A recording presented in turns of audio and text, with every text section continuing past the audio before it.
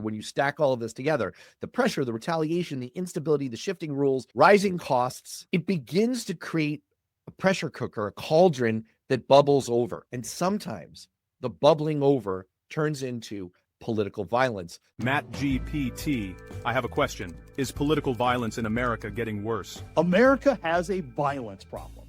But here's what nobody in Washington wants to say out loud right now. It's not new. What is new is that we've built an ecosystem that hands angry, unstable people a moral permission slip. And the person with the most power to revoke that permission slip is the one handing them out. Presidential assassinations and attempts go back to Lincoln. This isn't a new American story. It's the oldest one we have. The 1960s stand alone. What makes that decade unique isn't just the body count. It's the combination of factors. The civil rights movement, Vietnam, Cold War paranoia, all happening at the same time. What's changed is the ecosystem we've built around political violence. An ecosystem that hands people a moral framework where violence starts to feel like a logical conclusion. On the left, in 2018, Congresswoman Maxine Waters told supporters exactly what she thought they should do. And if you see anybody from that cabinet in a restaurant, in a department store, at a gasoline station, you get out and you create a crowd. And you push back on them. And you tell them they're not welcome. On the right, Donald Trump called the free press the enemy of the people. He reposted a supporter's video saying the only good Democrat is a dead Democrat. He suggested Second Amendment people could do something about Hillary Clinton. And after the White House Correspondents' Dinner shooting, he went on 60 Minutes to blame Democrat hate speech. And then there's this. When Rob Reiner and his wife were stabbed to death in their home, Trump posted that Reiner died due to the anger he caused others through his opposition to Trump. And when Robert Mueller died, Trump posted, "Good, I'm glad he's dead. He can no longer hurt innocent people." Both parties have people in leadership who have said things that move the temperature up. The difference is what happens next.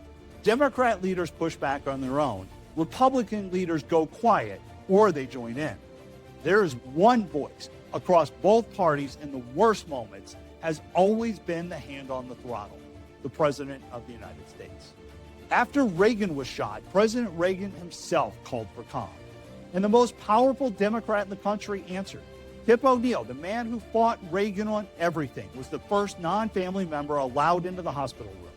He walked to the bedside, took the president's hand, got down on his knees, and the two men recited the 23rd Psalm together.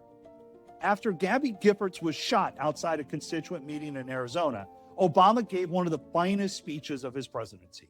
This is more than a tragedy for those involved. It is a tragedy for Arizona and a tragedy for our entire country. What Americans do at times of tragedy is to come together and support each other. John McCain called it terrific, and Bill O'Reilly called it excellent. Trump's response to political violence is to find out which side the shooter was on and start the blame game before the ambulance leaves the parking lot. America has always had political violence. What we haven't always had is a president who uses it as a weapon. So, Matt, I think that was fantastic. Really interesting. And it brings two main points to mind. When we talk about political violence, the escalation of political violence, which we felt recently, it's very easy to fall into a both sidesism, a whataboutism. And that's not really apt. I don't say this to excuse political violence from the left, but we should be clear that there is no false equivalence to be had here. The larger historical and more lethal threat in the U.S.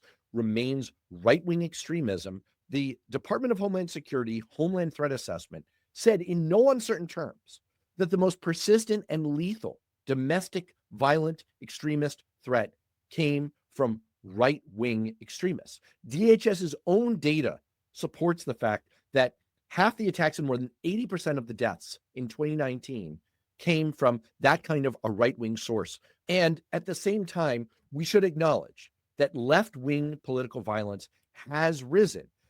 I think it is fair to point out that a lot of it comes out of a sense of outrage that people feel about Trump and his actions and his rhetoric. And it's something that he walks into and he invites. Now, again, I don't want to victim blame him. He has been the target of assassination attempts. That is wrong. It should not be condoned in any way. But it's pretty rich for him to try to gaslight all of us by blaming the left for the escalation of political violence and seemingly glossing over his own role in fueling it. The argument that Democrats did it first, or that it's okay for Republicans because Democrats did it first, it's just a dangerous game of Russian roulette. Because as much as Republicans want to say they started, Obama was divisive, Maxine Waters took it too far. Yeah, okay. Yeah. But it didn't result in the violence, and it didn't result in the constant barrage that stokes division, that stokes the problems that we see for more clickbait, for more fundraising in order to try to win elections is morally wrong. It all begins and ends with Donald Trump.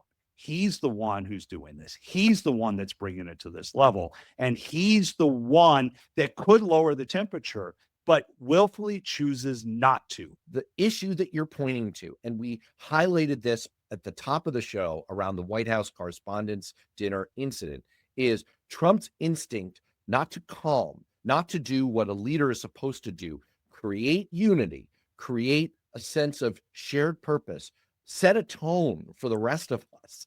His instinct and his go-to playbook move is to first Darvo, deny, attack, reverse victim and offender. This is what he does every single time. It's not me, you're to blame, you're evil.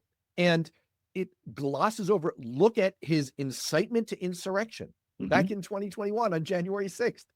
It glosses over the fact that he's the one stoking the fire. It's a true failing. What Donald Trump does is fundamentally different, fundamentally at issue from what every other president has ever done in the history of the republic. If there's any glimmer of positivity around this, it does seem to be that Americans see through what Trump is trying to pull off here